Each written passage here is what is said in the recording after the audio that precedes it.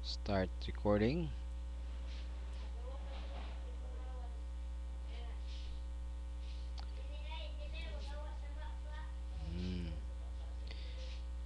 Alright, so balik ta sa atong pagtuon.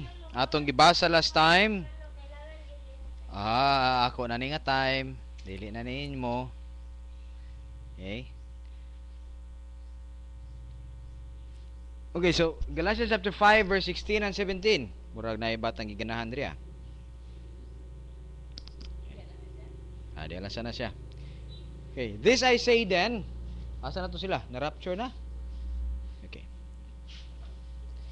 This I say then, walk in the Spirit, and you shall not fulfill the lust of the flesh. Now, the question ganiya is that, unsa ditong gisurihan nga lust, kauban sa iyang mga pagpangibog,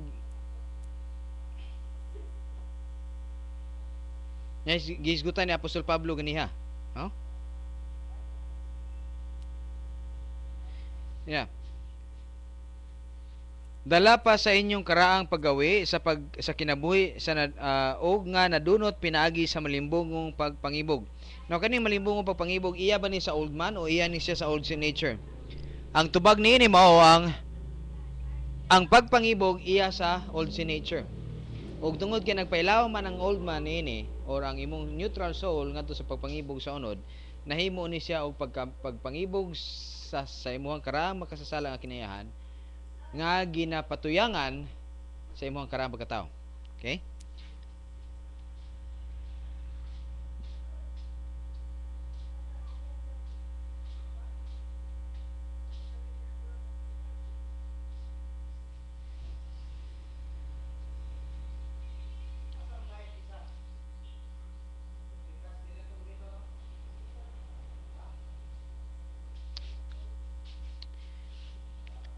Okay.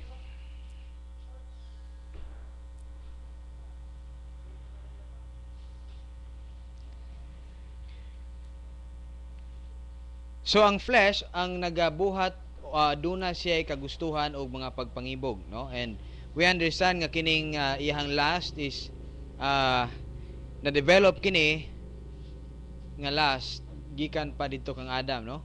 Ang iyang mga pagpangibog is basically self-centered, no? Kining kagustuhan sa unod. Okay, ug we understand nga kini nga tendency is kanunay nga palayo sa kabubuton sa atong Dios. Or dili gid siya subay ug uyon sa kabubuton sa atong Dios kundi para sa iyang kaugalingong kalipay, no? Self gratification. Mo na siya ang kuan, ang focus niya na. Okay? And kani siya nga lust or kani siya nga pagpangibog is kabaliktaran sa kagustuhan sa Espiritu. Okay? Unya ang kagustuhan pud sa Espiritu kabaliktaran sa kagustuhan sa unod. Ug mo nang sa Romans chapter 7 nagisgot si Apostol Pablo didto nga din doon ako'y na diskubrihan, okay? Nga kung unsa man ang mga butang nga ako ang gusto diha sa Newman kana dili nako mabuhat. Ug katong mga butang nga dili nako gusto naunsa ba in taon nga mao man gyud akong ginabuhat. Okay? So he's talking about living a life of spirituality, wanting to live in the spiritual life, but the more he wants to do the things of the Spirit, the more he cannot do it. But the one thing iyang nadiskubrihan is that he is doing the things that he doesn't like, no? Okay. So there is a problem na ana nga mabutang. And most often believers, no, are failing for asa ka naga ato bang mapalig ko takilid na imong bangko dito bang.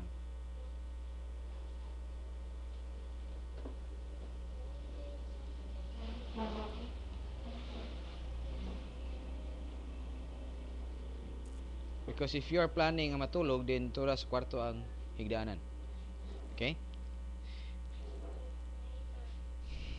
Alright.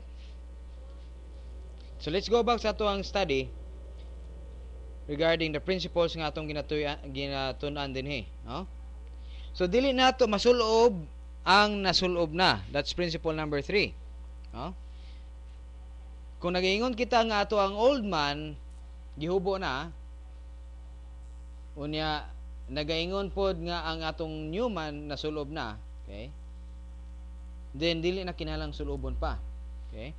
The problem is that since it is commanded nga isulob siya, ibig sabihin wala pa dahil mo siya nasulob. And the process of putting on and putting off nga atong gitan-aw last time is basically the concept of spiritual transformation. Do you remember? Nahinumduman niyo ni siya nga diagram last time? Nga atong ginatunan.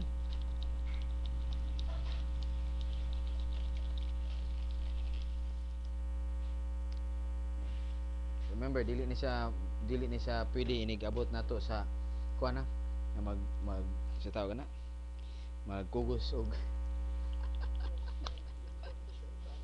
og bata nga habang nagklase. So okay ra ni siya kay okay. So anyway, so mo ni siya ang concept, no?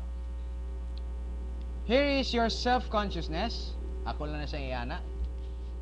And the truth nga to ang nasabtan that there is an absolute truth, 80, divided into three particular group, ang laws of divine establishment and four divine institution, isa na sila ka grupo, no?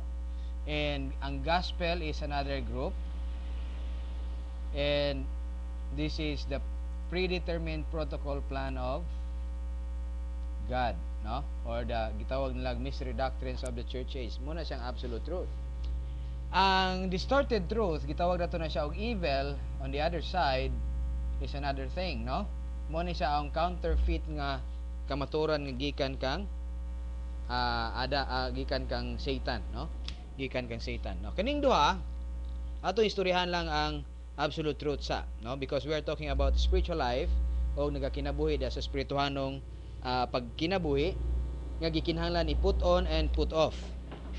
Okay? Ang usa ka believer, once nga aware siya or awake siya, nagmata siya, no? Lisod ba gyud tudloan kung natulog. Okay? I don't know kung doon na bagyo tao nga makatuon habang nakatulog siya. I don't really think so.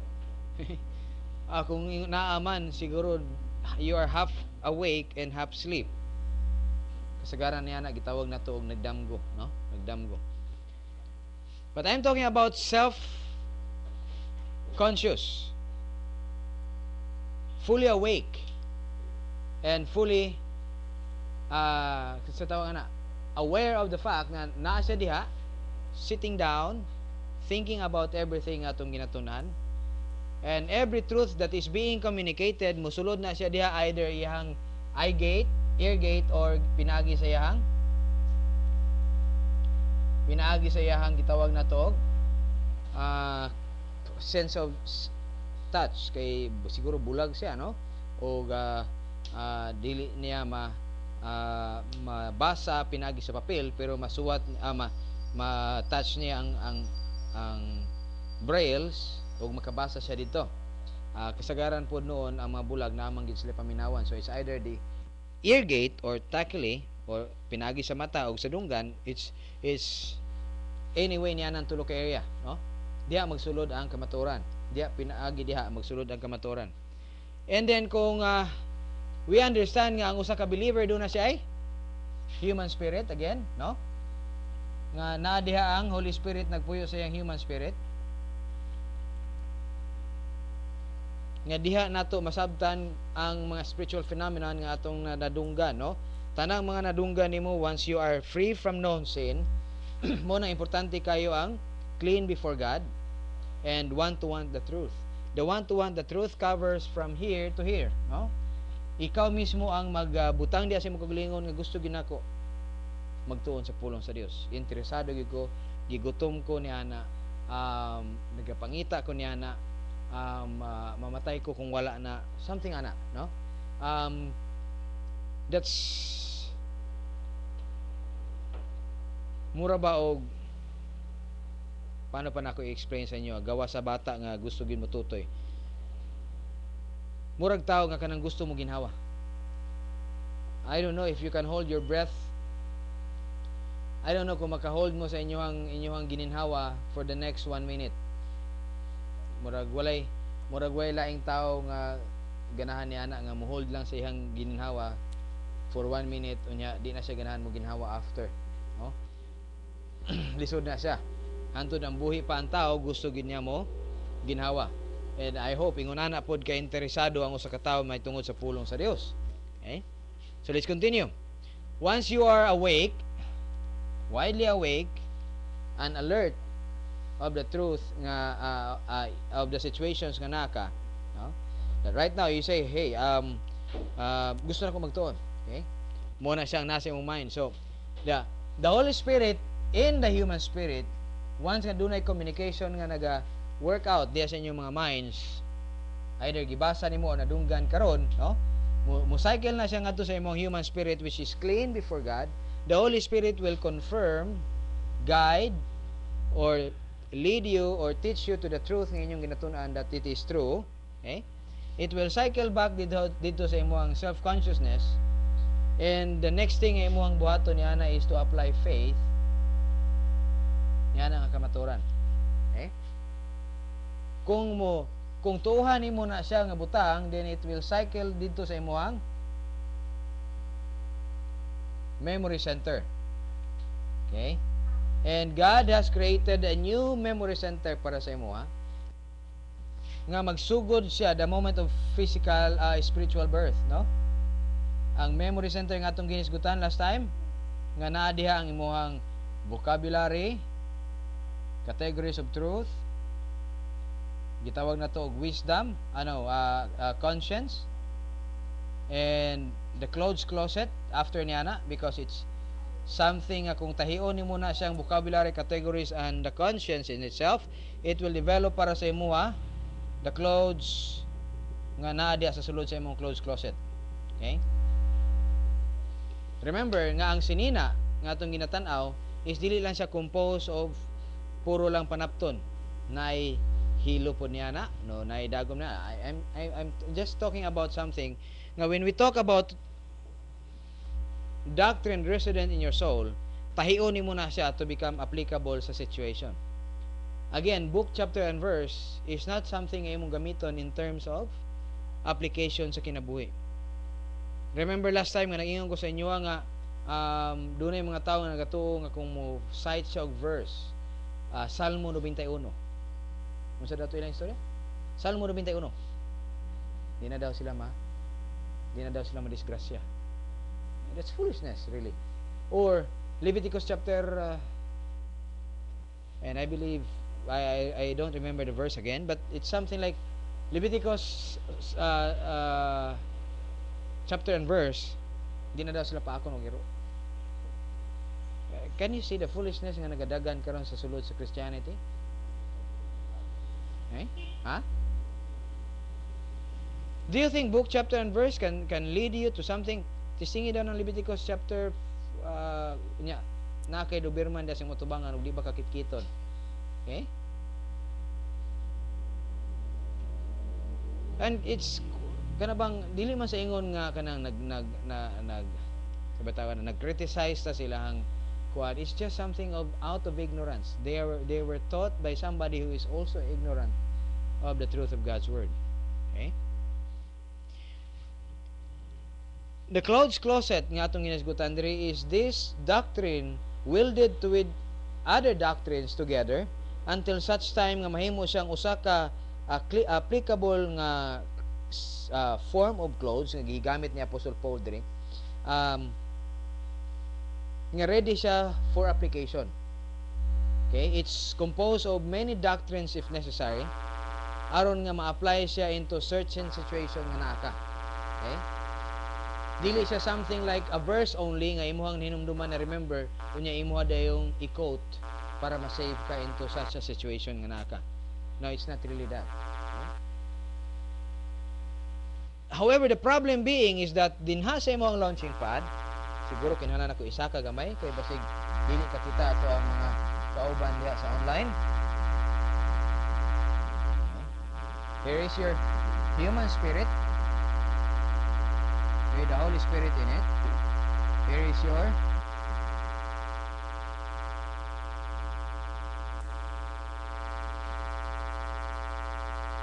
separate na to na dire. This is the Old Man Memory Center.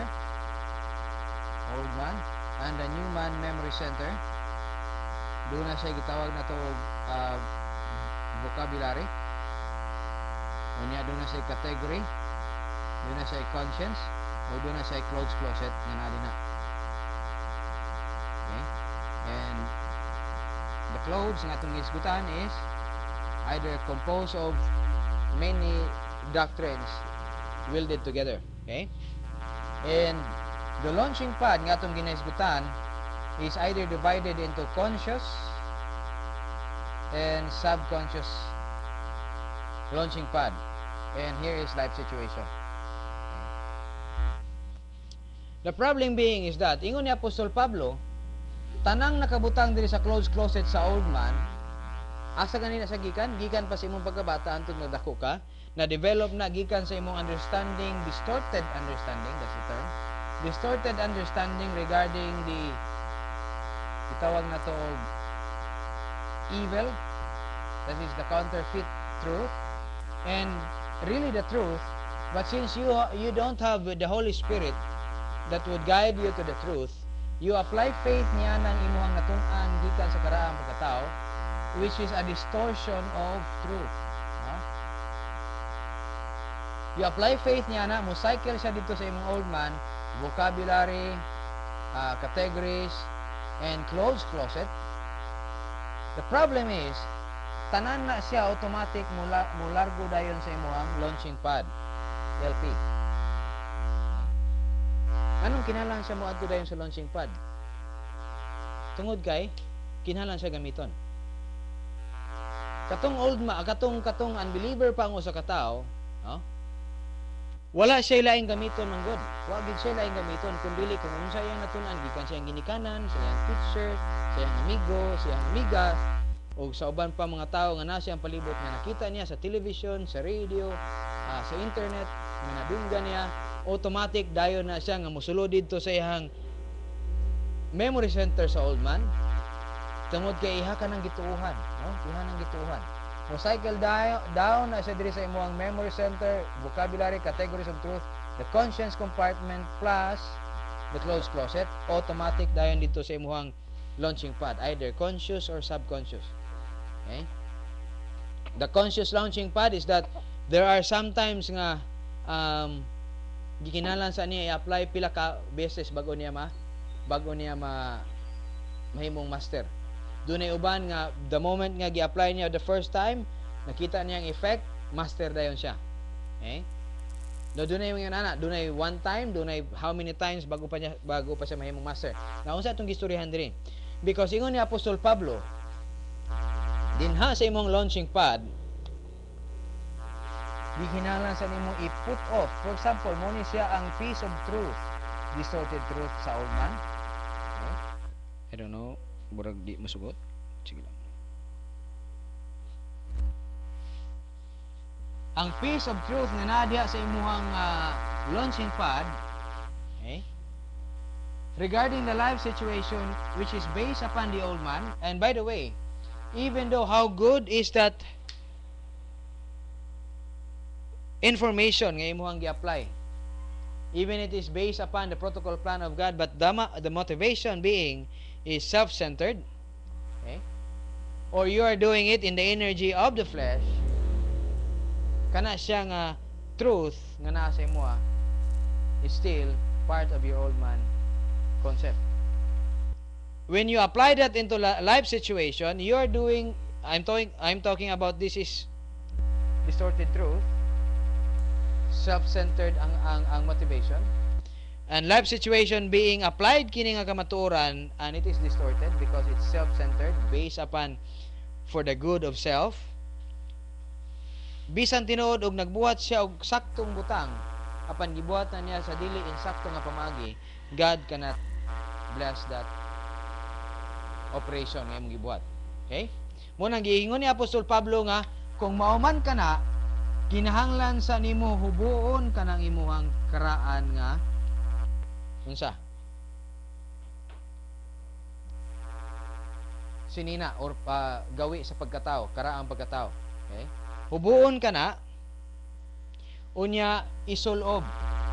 To take part niya ng kuana, isulob katong bag-o nimong nasabtan. Okay? The last time nga naghisgutan ni Ana is that we talk about the concept of looking and listening within. If you remember nga naggamit ko ni Ana, actually kana siya nga term, naggikan na siya sa atong amigo nga pastor gikan sa mga pagtuon, no? Nga gikan sa past katong old man new man nga conferences nga nagahitabo. He's using the word looking and listening within. Okay? And then gipa-amplify ni siya ni Dr. Jem. Ngayon niya it's about really moving away from self. Or you move away from your own self unya i-evaluate nimo ang usa ka butang objectively. Okay? Like if you believe sa una that doing this, like for example Sunday, no, unsa man ang naa sa Sunday, manimbag yun ang tanan, unya ang nasabtan nimo kaniadto is that basta Sunday gani ato gina siyang ihatag sa Dios. Mo man ay ilang permit gitagaan na mong tibuok semana nga 6 days para sa imuhang kagalingon, siya ro bisan lang gani og para sa Sunday na lang gyud, isa ka adlaw na lang para sa Dios, ihatag po ng iyaha. Okay? Now you understand nga ang kamatuoran di ay ito is that the whole week is of God. Okay?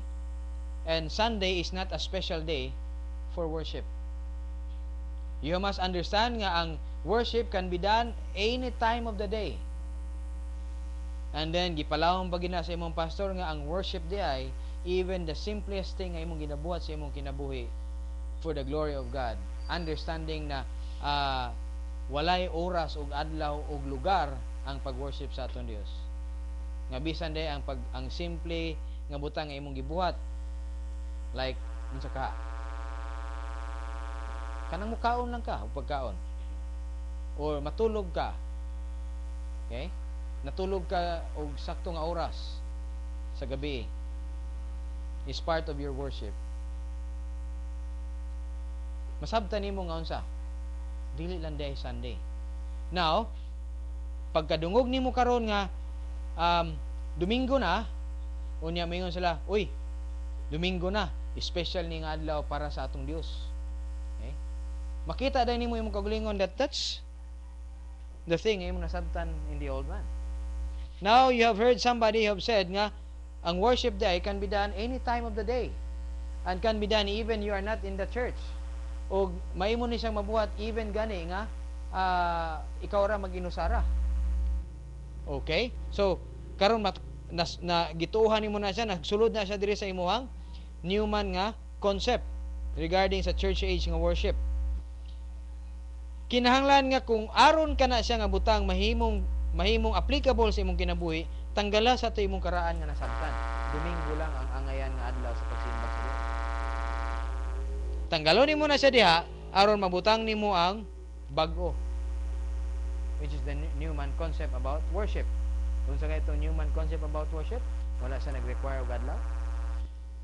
Or ang imong concept sa worship kaniadto is that you have to say to the Lord, we worship you, Lord, something like that. We praise your name. Nga bisan daig wala kay istorya nga tingog, you can worship God. Okay? Now life situation comes now today. This is Monday, for example. Can I worship God on Monday? Well, ingon tong pastor na pwede na ko ma-worship ang Dios any time of the day. Monday ron. Can I worship you, God, karon Monday? That's conscious, right? Nagahuna-huna ka. Paano man ta kay worship karon nga adlaw, Lord? That's conscious application. Ingon tong pastor nga bisan di ay nga mukaon ko sa tama nga oras, sa tama nga pagkaon sa isa ka adlaw, sa anang time sa kaon, mukaon ko.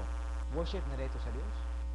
Okay, para mabuhat na, magluto ko, mag-prepare ko sa pagkaon, mukaon ko. Okay?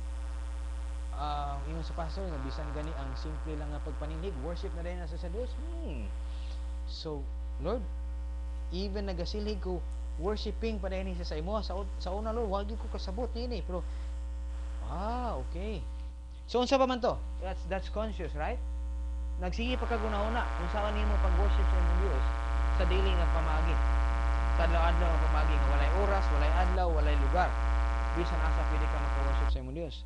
Until such time mahimo na siyang part sa imong system, matawag na nato na siya og conscious subconscious application. Pag mata nimo sa buntag, you know it's for God, you know it's a worship for God, you do it with an excitement, Lord, I can worship you in anything unsa kay maabot sa atubangan karon. Okay? Unsa kay maabot sa atubangan karon. That even di ay sa time nga you are suffering, you can still worship God. Oh Lord, I'm suffering right now. For this time, Father, pagtanaw nimo sa imong sudlanan sa bugas, hoy. Lord, ang ako nagsanding, Lord, murag takilid na gid sa kaayo, no? Gamay na lang kaayo, no? But still, God, I can worship you with this with this understanding now nga hapit na gid na siya mahurot, Lord, knowing that you can provide me and you will provide me ug dili ko nimo pasagdan, dili ko nimo sa tawag na, di ko nimo biyaan, no? And right now, Father, since ingunana man na, di man ko nimo pasagdan, di ko nimo biyaan, kinahanglan ko maglingkod ug maghuwat moabot ang bugas. There's something wrong, right? Kaya wa man kakabaw paano day ka sa Dios dili pasagdan o dili biyaan. So muna siya ang butang nga unsa ang pagpadayon sa pagtuon sa pulong sa Dios na diya sa imong mind. Tama ba to, Lord? Kaya kung maglingkod yung God dili, Lord, wala di man gyud madungagan ang bugas. Okay? Unsa ka ang tama? So your motivation now comes with the old man concept of we have to work to eat, which is really true. The problem is the concept is what? Basig dili tinuod nga ma-provide gyud sa Dios ang imong kinahanglanon. So there is still an old man thinking basig dili ma-provide sa Dios, that's why you will help God. Or another concept is that nung magawa siyang mind nga lihok tao aron tabangan ka, which is not really a biblical concept. But that's an old man concept about how to live a life daily. Kinahanglan mo lihok ang tao aron tabangan siya sa Dios. And then niabot sa time nga doon na po biblical instruction ay nasabtan niya nga kinahanglan di ay mulihok ang tao tungod kay gitabangan na sa Dios. Lahi man siya sa isa ka term. Lihok tao aron tabangan ka. Kumpara sa term nga gitabangan ka na sa Dios mo nang muli makalihok ka. Asa man sa duwa ang tama ni ana. Okay? Ang tama ni ana is that nanadaan ang tabang sa Dios nga giandam sa imo Ang punto diha is will you take the tabang? Imo bang kuwaon ang gitabang sa atong Dios? Okay. Now comes the next time around. Life situation comes. Tagilid na ang bugas. Wa na sulod. Ingon ka nga, Lord, since ang iyong nga di ko nimo biyaan o di ko nimo pasagdan, kana nga bugas madungagan na aron taod-taod nga naman tungod kay moadto ko ug asa nimo na sa giandam. Kay kuwaon na ko na nga bugas. Okay? Maybe it's about business, it's about work, or it's about something kinahanglan nimo adtuon. Manguma ka, for example. Umahon gyud nimo ang imong yuta. Okay? Or kung dili man siya kay wa man kay kinahanglan ka mo unsa? Other things nga ma-convert later on into rice nga pwede nimo kaunon. Business, for example. Okay? Or kung kinahanglan kuhaon siya dito tunga sa dagat, kuha dito tunga sa dagat. Okay? If it works, right? So kung asa man ka dapit ibutang sa atong Dios, and even though bisag naa ka dito, still it's a worship for God. Pero giunsa ni siya pag-wield, no? Giunsa ni siya pag-design sa atong Dios. Giunsa ni siya sitaw kana. Sa pag-set up sa plano sa atong Dios para sa church age. Okay? Tungod kay ang problema kayo sa uban kaniadto, no? That doon na gid sila lugar para sa pag-worship sa ilang Dios. Okay? Nga hantud karon nadagi hapon ang concept. Okay? But not really, no? So let's go back. Mo na nga kinahanglan siya hukason aron doon na kay isulob, pero kung wa pa kay isulob, dili na mo na siya pwede mahukas. In fact, gikinahanglan ang life situation number 1, Gikinahanglan ang truth number 2 aron ma-consider nimo nga duna pa diay kay old man nga unsa? Old man nga sinina diha nga kinahanglan nimo hubuon. Remember this. Okay? Remember this nga ang paghukas o paghubo cannot be done in just one time. Okay? Putting on and putting off cannot be done one time. Para sa uban nga moingon sila once nga ihukaso na daw nimo imuhang karaang pagkatao, humana ang tanan. Dili. Remember this. Every moment of your life, God allows situation sa imong kinabuhi aron nga maugmad mo ba ang tawag nga term, tama nga term, mahalukat katong old man thinking.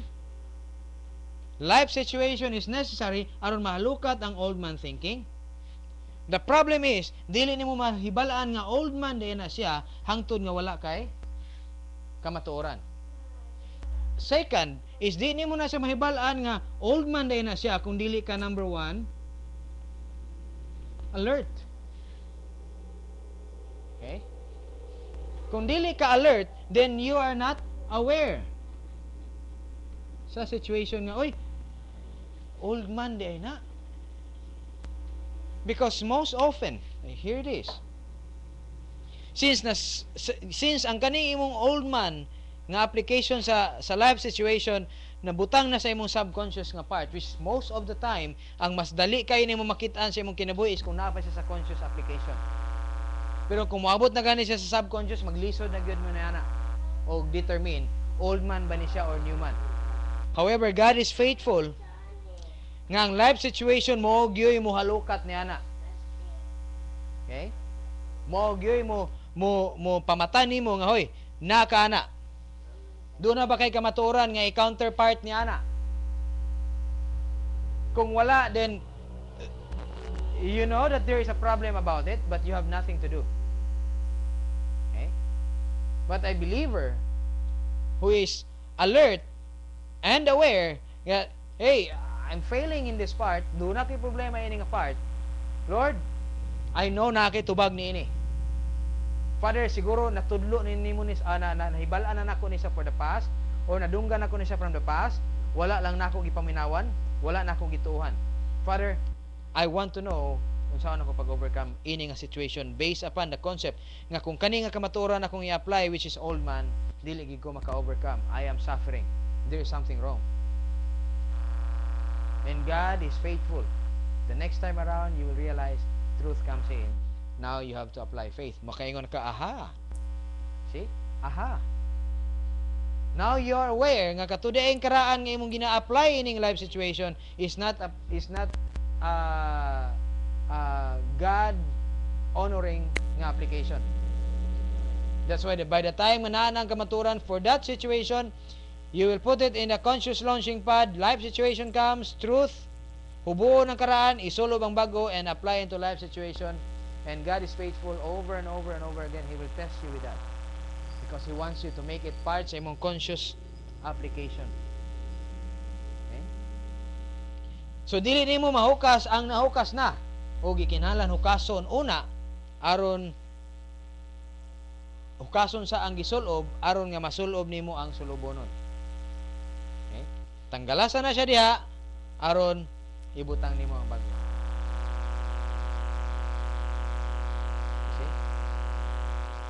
So, and I hope klaro na siya nga magbutang. Kung dili pa man na siya klaro, notice nga the next time around this will go over sa uban ng mga pagtuon, okay? And it will be reminded once again over and over again until such time you will realize how to get out of yourself o i-evaluate niyo yung kagalingon objectively. Evaluation objectively is that there is truth sa imong mind. And you get out, you apply truth sa imong kinabuhi, and make it a point nga may mo siyang applied gyud, no? Dili lang siya magstay diha sa imong clothes closet, no? Kay magsugod na ta sa tuang another part nining lesson, the production. Okay? Production. So nasabta nato nga tinuod, no? Ang atong situation, the moment of faith alone in Christ alone, ang atong gitawag nga position in Christ is secured. We are safe and secured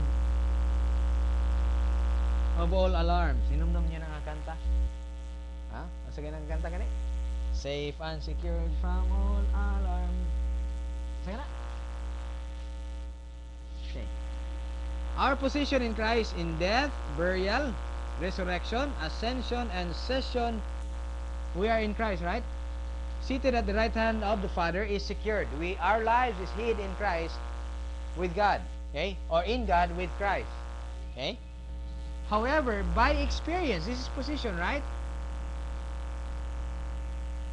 And experientially, bisan tinuod that we are considered by God holy positionally, in experience, kinala na to na siya kinabuhi ang pagkabalaan. Okay? We should be, spiritual. But most often, most of the time, since giingon man ni Apostol Pablo nga unsa?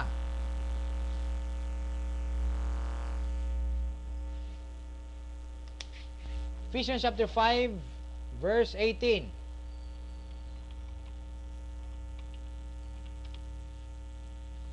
And be not drunk with wine wherein it is in excess, but be filled in the spirit power of the Holy Spirit. Here it is that every believer is sa tawag na gitanaw sa atong Dios, no? That every believer, okay, must produce the fruit of the Spirit. Mo na yung ginatanaw. The problem is you cannot produce something if you don't have. Mo na nga giingon ni katong giingon ni Apostol Pablo sa Galatians chapter 5 verse 22 and 23, he's talking about a production, okay, the fruit of the Spirit nga ma-develop diya sa Holy Spirit only when you are spiritual. Okay? Ang i-fill in mo niya diya, be filled in the spirit power of the Holy Spirit. When you are here in spiritual realm, the character of Jesus Christ will be filled dito sa imo, which is characterized dito sa Galatians chapter 5 verse 22 and 23. Okay? The fruit of the Spirit is love, joy, peace, patience, goodness, meekness, temperance. Okay? Against such there is no law. Kuwang man siguro to? Okay? That is the love, the joy, the long-suffering, that's patience, gentleness, goodness, faith, meekness, and temperance. Okay, so kuwang dahi tag faith. Ganiya mo itong kuwang magyud, walo ra. Okay? So that's faith, no? So what's faith? Kung sa faith niya yung gisgutan diri. Okay? It's the understanding of the protocol plan of God and how to do it. Okay? Muna siyang i-produce sa Holy Spirit sa atua. It's something nga iyang i-pour out sa atua. But can only happen when you are spiritual. Okay? Because in the interest of time, we are almost down to 6 minutes. Ug di na siguro nato makabar gyud tanan, but it's still okay. Makasugod lang tagamay sa atuang kuan. But what I'm talking about is that kani secured na ni siya, but experientially di kinahanglan sa nato gina siya ikinabuhi hantod buhi pata. Mo nang giingon ni Apostol Pablo nga unsa? Salvation phase 2. For those who are the preaching of the cross is for them who are perishing, that's the unbelievers, foolishness. But for us who are being saved, it is the power of God. Okay? Unsa man kay importante ning preaching of the cross? The preaching of the cross describes your positional death, burial, resurrection, ascension, and session with Jesus Christ. And by experience, you can be saved. When you live out your life as focus on the things above, ingon pa ni Apostle Pablo, okay, where Christ is seated at the right hand of the Father. Your understanding about death on the cross, wherein your old man has been put to death, okay, so that the old sin nature will be rendered inoperative, mahimo siya unsa? Padapli na diha, idle, dili siya magamit. Okay? Dili siya magamit. It's buried and resurrected the new man. Here is victory. Okay? How can you become experientially be saved by God sa daily nga mga pamaagi sa kinabuhi, it's through your application of Bible doctrine. Okay? And ma-develop lamang na siya kung magpadayon ka og unsa man. The transformation, remember? Clean and the one-to-one the truth. Okay? WTWTT. Or, ang gitawag sa uban niya na is, adik kayo ka og pulong sa Dios. Something like that. Okay? Something like that.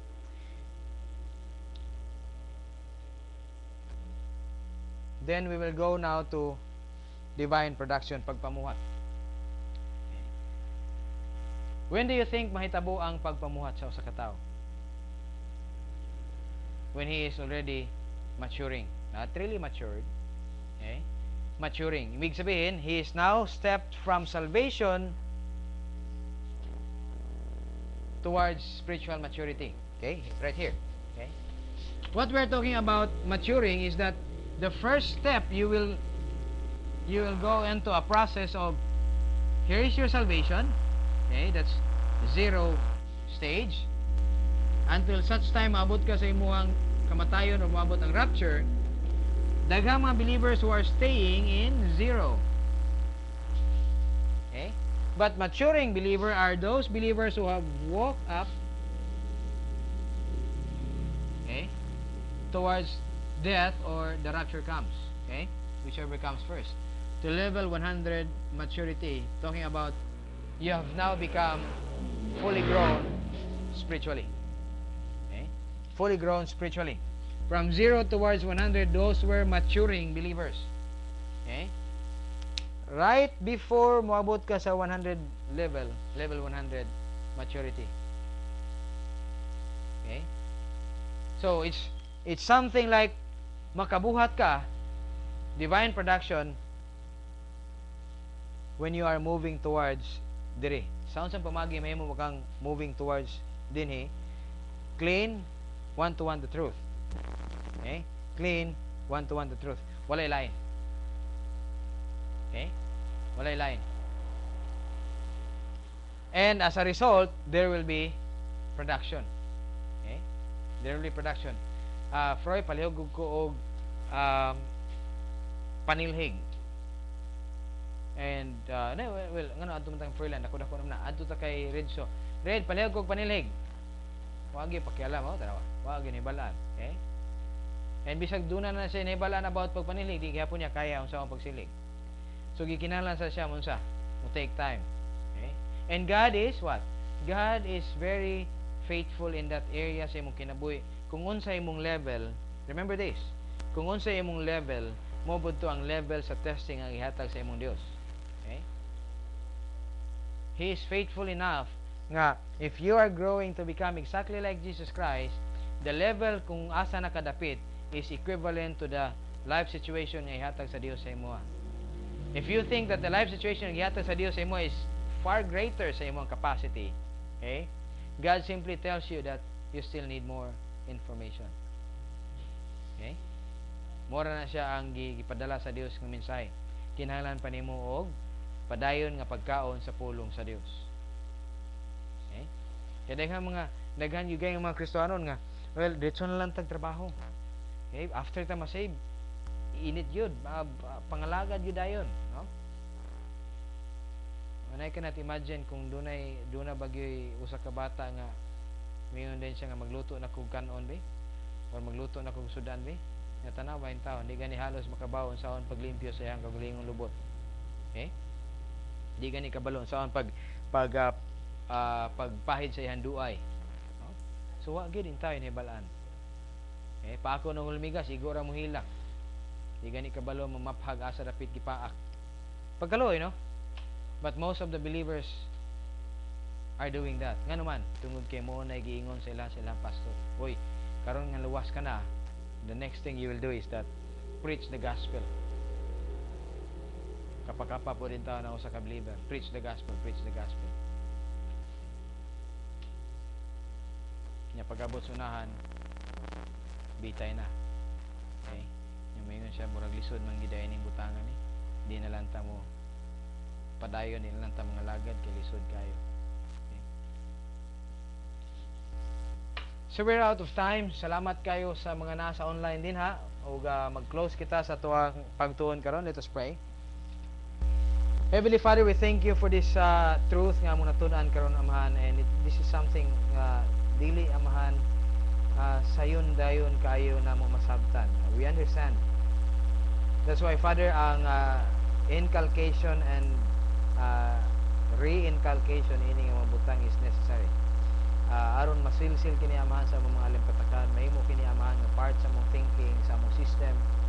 And by the time nga ready na kami amahan, you will give us the situation aron nga ma-apply namo kini. And we understand, Father, that even the time nga dili mi ready to face the situation, imo kini amahan nga ginaalaw nga mga life circumstances for us to realize nga doon na pagid kami amahan kinahanglan. That we will develop sa among kaugalingon the need to know more about sa imong kamaturan. And we know, Father, that if we live out of the understanding sa imong kamaturan and apply it into our life situation, it will give honor and glory para kanimo. And if we realize, Father, that everything among ginabuhat is based upon the concept of who will be gratified, you or me, I pray, Father, nga hinaut pa ang among mabutang sa mga na this is for your glory and honor, Father. And if we think that this is not for your glory, then it would be better for us to sit down and shut up. Wala kami ang may buhaton o wala kami word ni istorya. But if we know, Father, that this is from your truth, gikan sa imong kamatuoran o gikan kiniamahan sa o subay kiniamahan sa kabubuton nga imong giandam kanamo, then we will simply apply this truth sa among kinabuhi, so that the life of Jesus Christ ma-manifest ngadto sa ubang mga tao, that they will see Christ in us o ma-develop amahan ang ilang interest tungo sa kinabuhi nga nakita nila, kinabuhi ni Kristo nga nakita nila dinhi sa among mga kinabuhi. Ug wala kami amahay laing ipang sa betawon ini ipaibog namo kanila na duna gyud ay kinabuhi nga Kristohanon nga madaogon. Ug kani amahan na base diha sa imong kamatuoran. Gibalik namo kanimo amahan, ug pasalamat ug ginadaay kinamo once again. Labi na mga kaigsunan nga online o sa mga kaigsunan nga nagakaminaw niini recorded. Bless them, Father, in Christ's name. Amen.